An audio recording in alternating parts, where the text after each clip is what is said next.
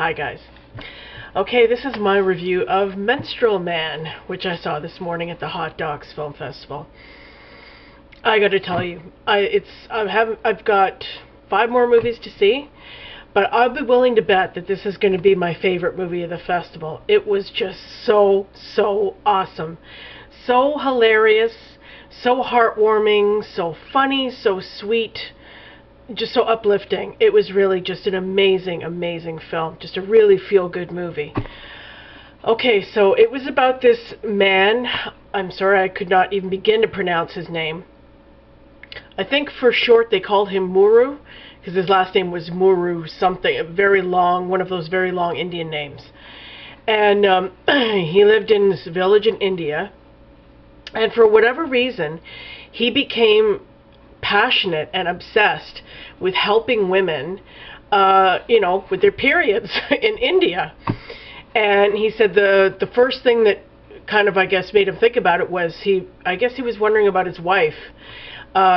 He saw his wife using a rag or something like that for her period, and he was asking her, why aren't you using a pad?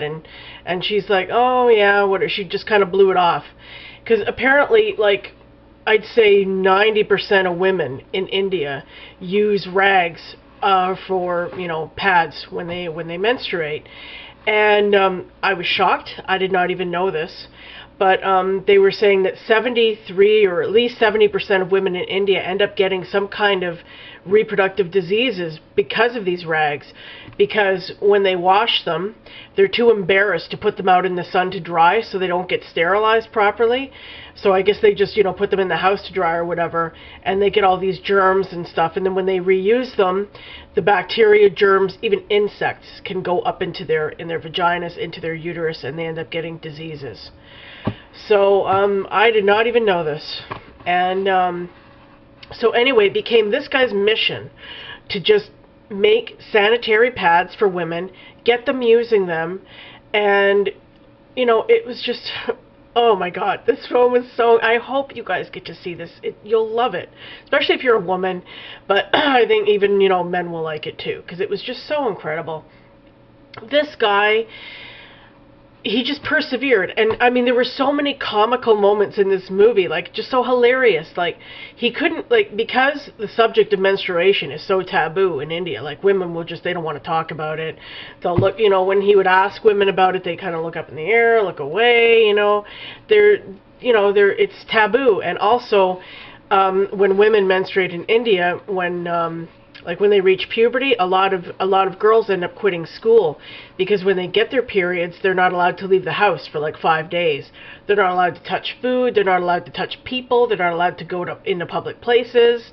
I mean, it's medieval, and it still is this way. But this guy is helping to bring, some kind of level of modernity, and also not, hygiene to these women.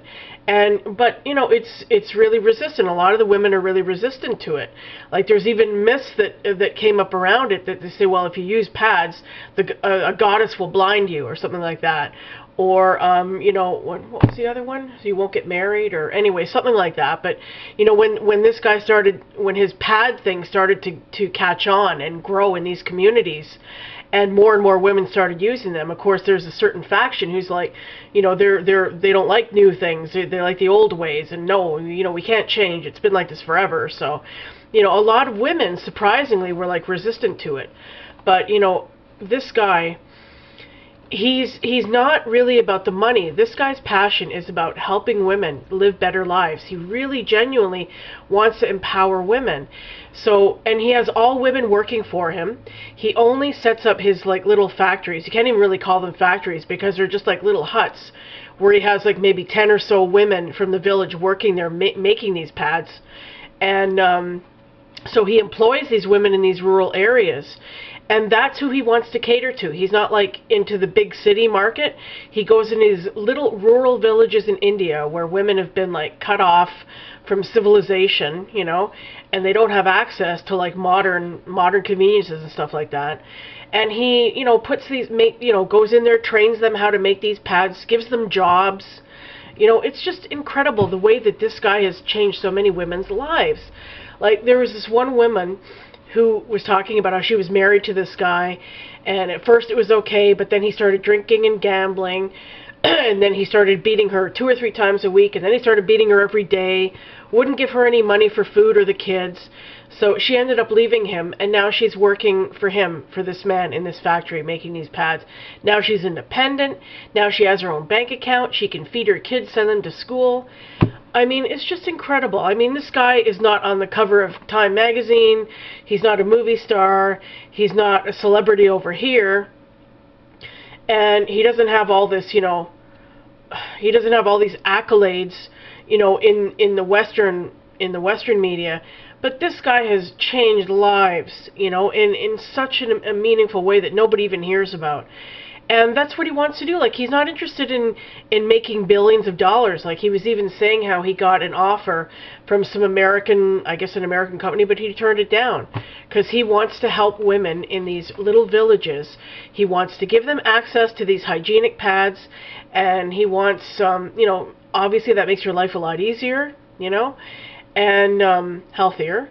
And give them jobs. And give them, you know, independence. And for a man to do this, I mean, it's so ironic. You wouldn't think that a man would end up doing such a service for women in a country like India, where women are treated like so as subservient and just, you know, they're just really on the low end of the totem pole.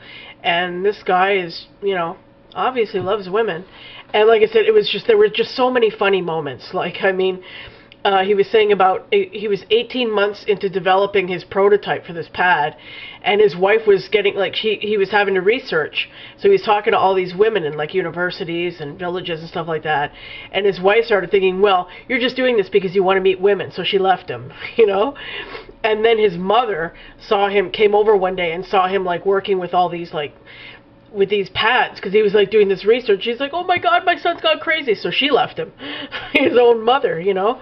And another time he, to test his pad, he couldn't get any women because it's such a taboo subject in India.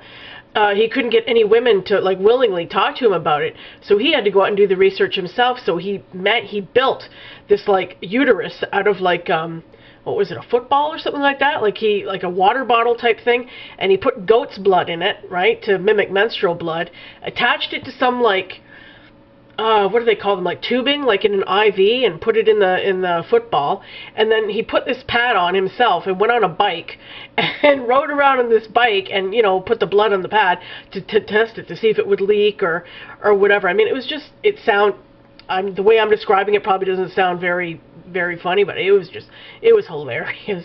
He has such a sense of humor, you know, such a kind person, such a sweet person, such an innovative person. I would love to meet this guy and just shake his hand, you know.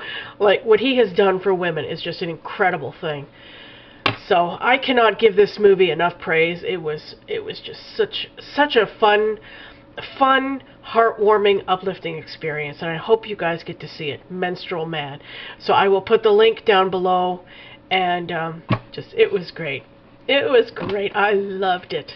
2 major thumbs up for Menstrual Man. Okay, so we're going to see another movie this afternoon called I Will Be Murdered. Much more serious, or well, I shouldn't say serious, but a much more grave subject about this guy who, I think he was a journalist who maybe wrote an article, and he got a lot of death threats and stuff like that. So, and he ended up, I think, being murdered. And he predicted his murder ahead of time. So I will do a review of that, and I will see you guys later. Okay, bye. Thanks for watching.